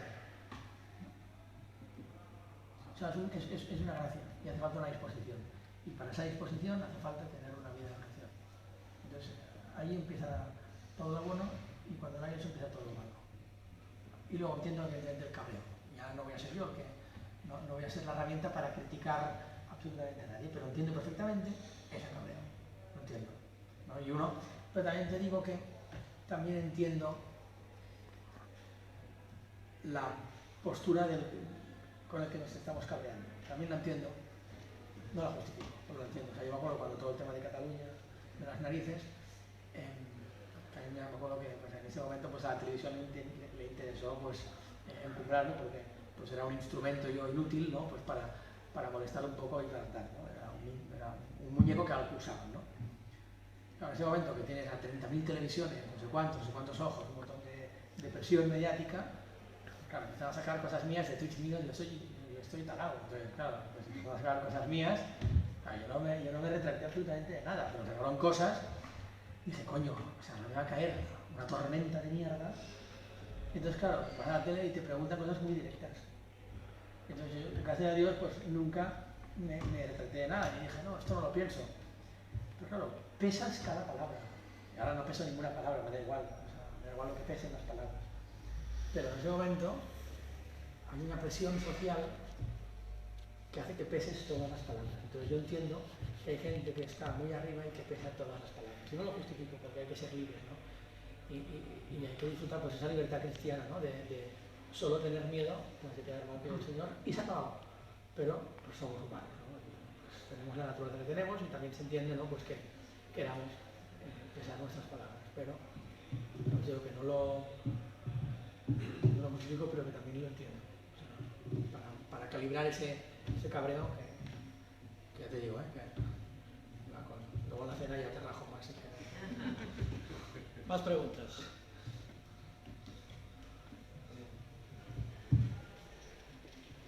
Bueno, lo primero es una intriga, a lo mejor es una indiscreción, pero ¿quién es ese general? y si no te importa dar el nombre.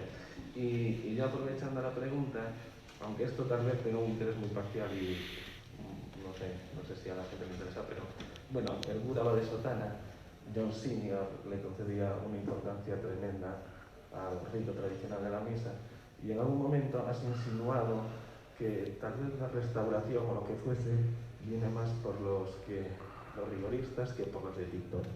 ¿Sí? ¿Puedes hablar en esto un momento? Sí. En general es un tipo que es general pero no tiene cuerpo para luchar, ¿vale? Yo no sé cuánto, aguantaría una carrera de 3 metros, ¿vale? Porque es como el de Prada, ¿vale? Ese es el general que creo que tenemos aquí en España y nos queda, y que dure muchos años. Y luego esto, o sea, al final es muy sencillo. O sea, tú ves que hay colegios que dan vocaciones, ¿no? Los que dan vocaciones, por ejemplo, y hay colegios que no. Ves que hay gente que arrastra y ves que hay gente que no. Entonces ves que hay parroquias vivas y parroquias que no. Al final es una cuestión de, lo decía antes, autenticidad y radicalidad. O sea, no es tanto una cuestión de sotana sí, sotana no. No es una cuestión de eso.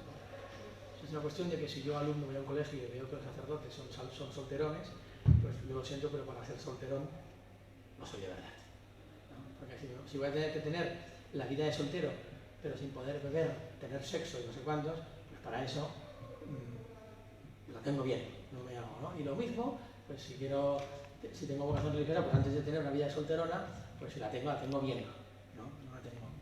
Entonces, y eso es que se vuelve la cola, ¿no?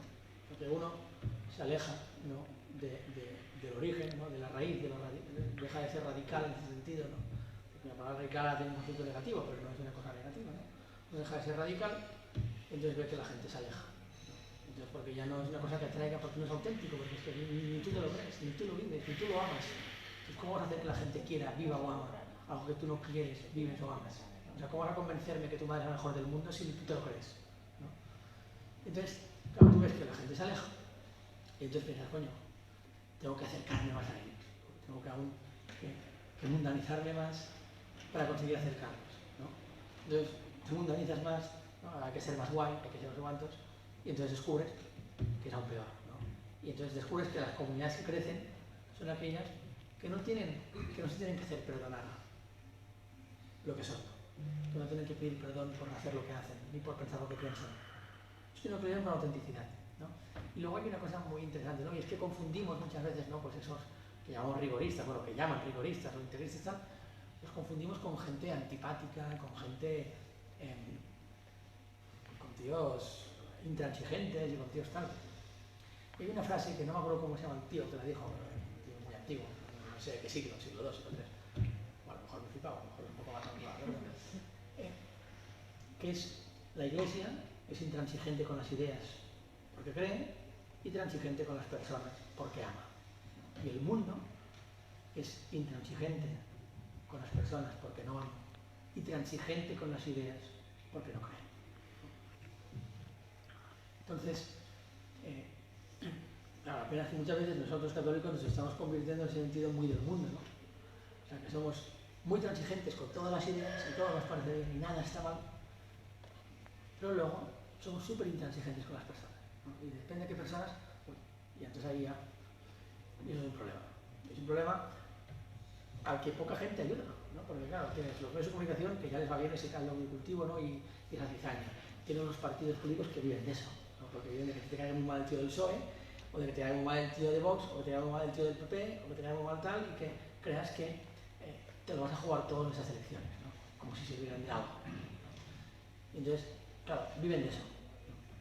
Entonces, claro, ¿qué pasa? Que entramos en la lógica del mundo. Entonces, en vez de tener la libertad cristiana de decir lo que tú piensas es una mierda, pero yo te amo, ¿no? Y nunca te faltará un plato de comida en mi mesa, ¿no? Pues esa libertad cristiana, que es una cosa que escandalizaría al mundo para bien y que sería un testimonio muy poderoso, se desaparece, ¿no? Y entonces entramos en esa lógica del mundo de lo que tú piensas es una mierda y tú eres un cabrón. Entonces, bueno, me he ido un poco de la pregunta que me has hecho, pero yo creo que ya me has... ¿Sí? Vale. Bueno, vamos a ir terminando. Si hay alguna otra pregunta. La última. La última. ¿Hay que hacer la última pregunta? Espera. Vale. Espera. Dos preguntas. Bueno, Vicky, ¿le puedes pasar el micro, por favor? Iban a preguntar. Pero, bueno, hacemos una y una. Venga. Dos breves que son... Hablabas antes del perdón a los demás y del perdón a uno mismo. Según tú, ¿cuál es el camino para el perdón a uno mismo? No sé si puedes contestar a eso o si es un spoiler sobre el personaje de Marcel. Gracias. No, no es un spoiler. O sea, para mí el perdón es un milagro, es una cosa que... O sea, se me ha hecho muy evidente que es un milagro en Irak, porque yo en Irak he visto cosas que son imperdonables, ¿no? Los que te secuestren una hija durante 3 años, sepas que la están violando en una familia musulmana como esclava sexual desde hace 1 año. La niña tiene 3, tú vas con esa familia, esa familia te dice que perdona a los que secuestraron a su hija. Palabras literales, igual que Jesús en la cruz, digo, Padre, perdónales porque no saben lo que hacen. Claro, eso para mí es un milagro, o sea, eso es imperdonable. Yo iría a cortarles la cabeza a los hijos de puta, ¿no? Y es normal, y es humano, y está bien, ¿no? También desear eso. Y esa mujer pues ha movido cielo y tierra para encontrar a su hija, Cristina, la encontró, ¿no? Pero sin saber si la encontraría, pues ese perdón. ¿Cuál es el camino? Para mí es un milagro. Para mí es un milagro. O sea, para mí o sea, el perdonar algo así, ¿no? O sea, yo pues con mi padre también pues tuve que perdonarle y para mí también fue un milagro. Yo dije, yo nunca seré capaz de llevarme bien con mi padre y de repente pues el Señor te hace un milagro en tu cabeza y entonces todo lo que oías malo de tu padre, ¿no? De esto, lo otro, de repente dices, coño, es que a pesar de esto, lo otro, ¿cómo me ha querido? ¿No? Entonces te cambia la cabeza y dices, es que eso aún tiene más mérito, ¿no? O sea, todo esto que él tiene, esas limitaciones que yo también tengo, y aún y así, mira cómo me ha querido, ¿no? Entonces, eso es un milagro. Y el perdonarse a uno mismo, no sé, yo creo que es fruto de la sencillez, ¿no? O sea, el no tenerse en demasiada... O sea, no tenerse como alguien demasiado importante o en demasiada consideración, ¿no? Que no quiere decir no quererse, ¿no? O sea, los tenemos que querer, ¿no? O sea, no quiere decir no quererse, pero o sea, al final es... O sea, al final es un gesto de humildad, ¿no? De ser humilde. O sea, si a mí el Señor me ha perdonado, si a mí mi mujer me ha perdonado, si a mí mi hijo me ha perdonado, si a mí mi amigo me ha perdonado, ¿no? ¿Por qué no yo, pues, soy humilde para reconocer mis limitaciones, ¿no? Claro, que como estamos en un mundo como el que hay que ser perfecto y hay que estar siempre, ¿no? Pues, y hay que estar a la altura de un montón de cosas, ¿no? Supongo que las redes sociales también contribuyen a eso, ¿no? A tener que estar siempre a la altura de no se sabe qué, ¿no? Entonces el saber, pues, y sobre todo descubrirse querido con esas cosas. Eso es lo bonito de la familia, porque eso lo puedes tener, pues si tienes 3, 4, 5, 10 amigos de verdad, ¿no? O 15 o 20, me da igual, pues ahí lo tienes y es un regalo que no tiene casi nadie, pero sí que lo puedes tener más fácilmente en la familia, ¿no? Ese saberte querido con tus mierdas. Claro, pues lo mismo a uno mismo, ¿no? La última pregunta, a ver. O penúltima, para que más quiera.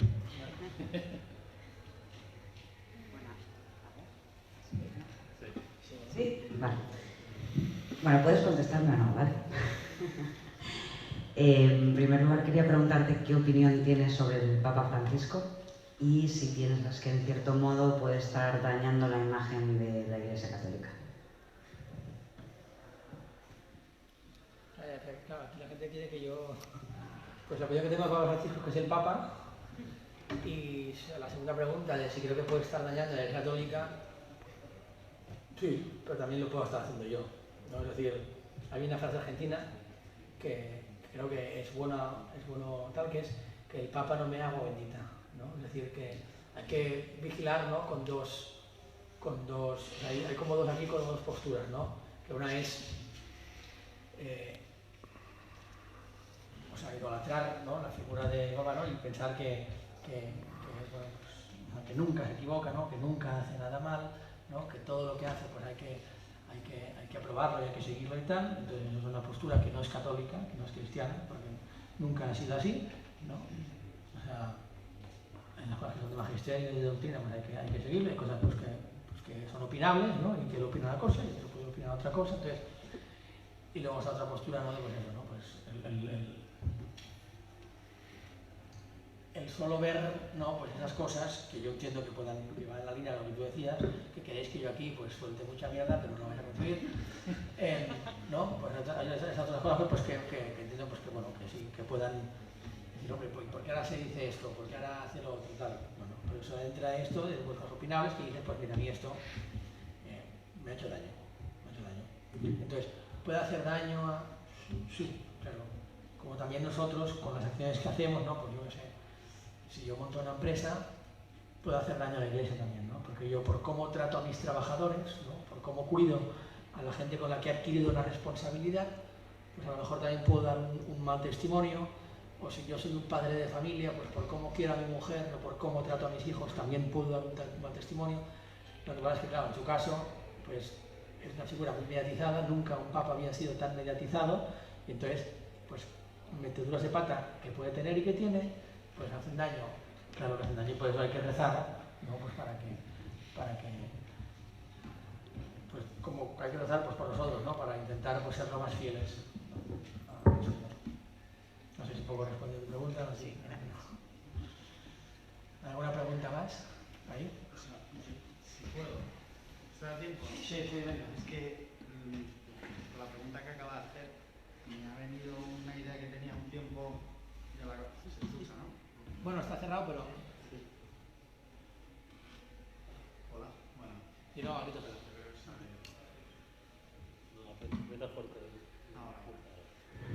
Bueno, entonces, a colación de lo que ha dicho aquí la compañera de delante, me ha gustado bastante.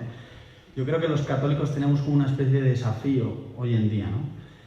Se podría decir que hasta el siglo XIX ha habido una gran cristiandad en el mundo y hemos estado apadrinados muchas veces por el poder político también, porque el cristianismo ha sido imperante, al menos en Europa, ¿no? Y en Occidente, lo conocemos por Occidente.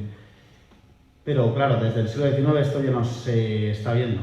Y tenemos un momento en el que, claro, te planteas ante la pérdida de valores que hay, la pérdida del propio cristianismo cultural, pues el desafío de muchos católicos que dicen, oye, aquí hay que recuperarlo, hay que dar la batalla cultural, que se dice. Y te planteas pues eso. Pero de repente te das cuenta que en la historia del cristianismo, en los orígenes, los primeros cristianos no estaban dando ninguna batalla cultural. De hecho, quizá lo que más ha hecho el cristianismo a principios de la historia del cristianismo fue apartarse del mundo, meterse en un convento, rezar, y de repente ese tío que está en un convento perdido en el desierto hace que el emperador Constantino se convierta. Entonces, claro, este dilema de equilibrio entre dar la batalla cultural que nos da las ganas, yo tengo unas ganas locas a veces, y lo que has dicho de plantear la oración, de meterse ahí en una celda y decir, oye, pues lo que es la comunión de los santos, ¿no? Lo que yo no haga, lo que me toque ahora quedar, hacer este pequeño trabajo, este rato de oración, transforma. No sé, a veces leo ese discurso muchas veces en el Papa, con esa idea de ser muy comprensivos, como has dicho antes, la frase que has citado, transigentes también con las personas y a veces con las ideas. Y dices tú, me caches la mar que está planteando esto, ¿no? Y a lo mejor tras esa transigencia ideológica hay también una idea de misericordia, de amor, de apartarse del mundo, de invitar a rezar, no lo sé. Bueno, te planteo esta idea, ¿no? Sería este equilibrio. ¿Y cómo lo ves?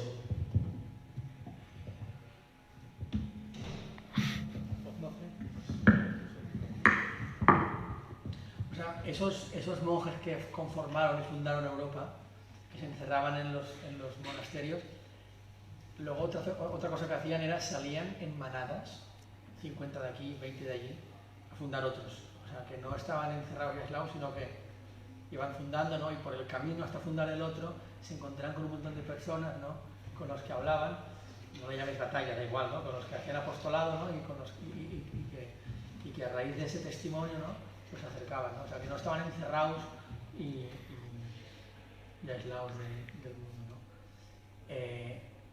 No sé, es que no sabía muy bien que... No sé muy bien... O sea, la pregunta exacta ¿cuál era? Porque, para responderla correctamente bien, ¿eh? Porque... Bueno, sí, era si tenías alguna reflexión Si tenías alguna reflexión sobre ese equilibrio de los cristianos a la hora de plantear la batalla cultural o de apartarse un poco, ¿no? O sea, no treje o tal, ¿no? Sí. Ya. Mira, el otro día un amigo me dijo una verdad que me pareció como muy visual y que estamos en un momento en el que hay que cerrarse, ¿no?